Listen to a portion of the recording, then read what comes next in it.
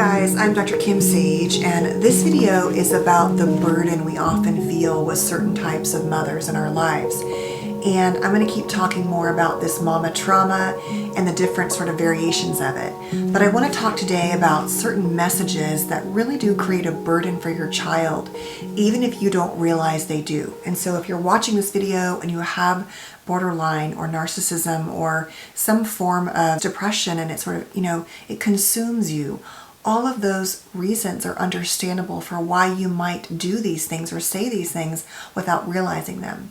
And or if you had a parent like this, I want you to feel validated in understanding that these types of messages do often create a burden. Now, any one of them alone, it's hard to say in context what certain things might actually, why they might be a certain way.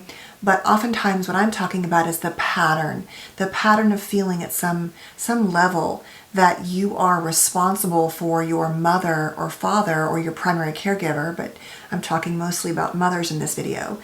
And so what those might look like. So you can validate your pain, and maybe if you need to make some shifts in how you approach your own family, consider doing so.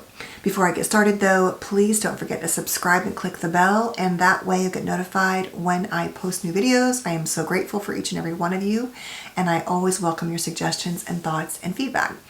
All right, so the first messages that I think are really difficult to sort of, not see that you are somehow responsible for your mother for is the statement that, you're my whole life. Like I wouldn't stay alive without you. You're the reason why I get up every day and survive and go on.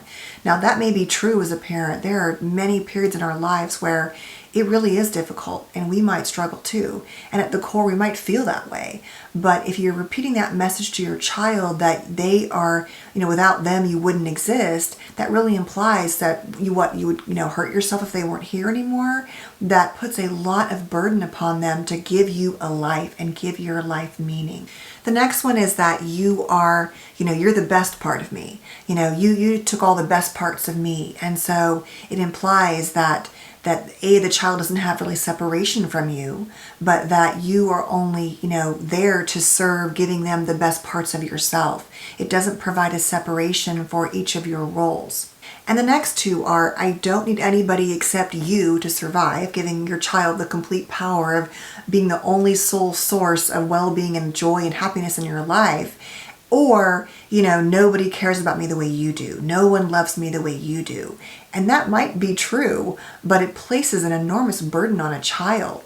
The next one is really about making the child feel as if it is their responsibility somehow to hold the family together. As in, well, I would leave your dad except for I don't want you to have divorced parents, right? It's something along those lines where you're the only person as a child that is holding the family together.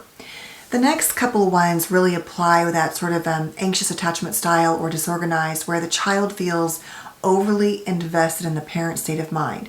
As in, we are best friends. You are my best friend. Telling your child they're your best friend.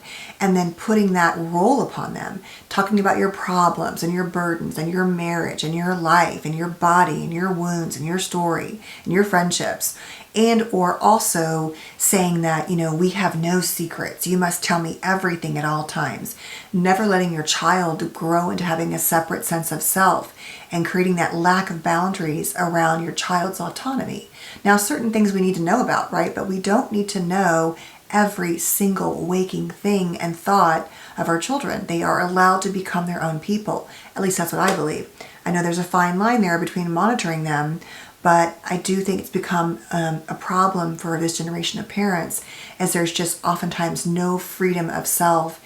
And then oftentimes the secret thing also applies to the parent's life. The parent also shares all their secrets with the child. The next one is really about, you'll always be my baby, and not allowing your child to grow up and become autonomous, like I was saying. You'll always be my little girl. And I think on some level that's true. I think no matter how old our kids are, they're still our babies in many regards. But it's not just saying or feeling that, it's placing that upon them, as that you never will see them as separate growing adults, even once they become adults. And the last of those are really about making the child feel needed, that you could not survive without them, that there's some integral part of your getting through their adult lives. and or making them feel as if, or actually saying, you know, well, I love you more than your father or your mother, making them feel that they have this extremely powerful place that if it didn't exist, they wouldn't be able to go on. And lastly, really making them feel, like I was saying, in terms of a best friend, that it is somehow their job to help you sort out your story, your finances, your life. It is such a burden for children to feel that way. And that's why I know I say it a lot, but when you become adults or you get older, if if your child sees you as their best friend, I think there's nothing wrong with that. Oftentimes there's a bond there. And as you get older and become adults, you might connect and share. But I will say that no matter if you're 40 and your mom is 60, there's still a parent-child dynamic there. And so you want to be careful about how you do that. I think keeping a friendship is a great and amazing thing, right? It's just a matter of making the child feel, even if they are, 40, responsible for your life and your story. And that's the difference. It's as you get older, as you choose the roles, and recognizing, is this like a reciprocal thing of connection, or does this begin to really reach the corners of the burden dynamic where it really feels like a weight, and so your adult child can't choose a partner and get married because they're going to leave you. They have to always choose you as the grandparent, or they always feel that you have to follow them wherever they go.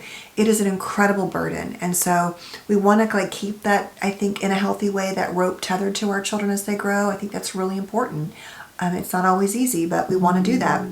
But it's just where it crosses the line. And so if you've had a difficult parenting dynamic as a child, I can promise you that there was probably a very good chance that you do understand what it means to feel like there's a burden upon you to make it okay for your parents or your parent, and that there's a weight to that that is really, really difficult to live with. So please feel free to share any other ideas or thoughts around this topic if you want to down below, and know that I deeply appreciate your time. Please stay safe and well. If you like this video, please give it a thumbs up, and don't forget to subscribe if you want to follow along for more content. And take care, guys. I'll see you soon. Bye.